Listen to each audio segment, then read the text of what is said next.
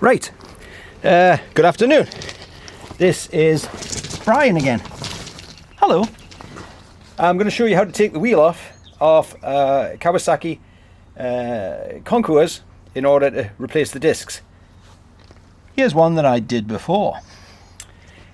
Basically, you need to unloosen the clamp bolts here, but just on this side first, because at that point you're going to want to take this axle out, which slides into that, and if you loosen that side off, that will spin.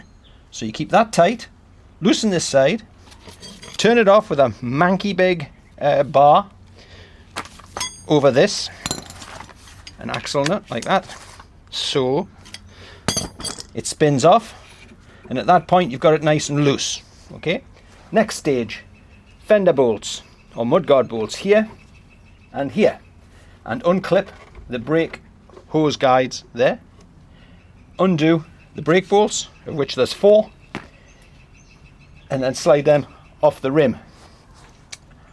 At this point, once you've taken the axle out, you can lift this fender up, which will clear, but you need to jack up the bike, which is what I've done there with a piece of wood and a motorcycle jack that I bought online. At that point, your bike is safe, he says, rocking it back and forwards because it's on the center stand.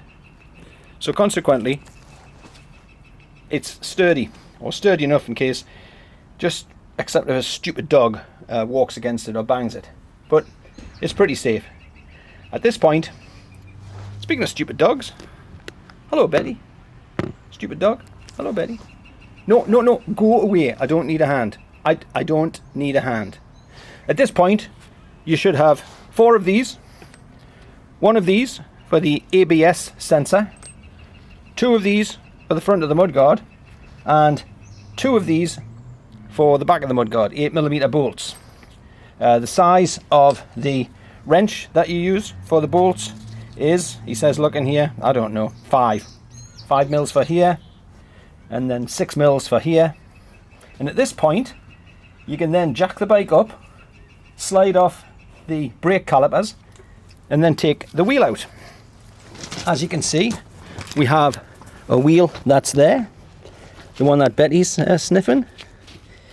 So consequently, Betty, will you go away please? We've got a wheel right there. Oh, bucket, Betty, go away!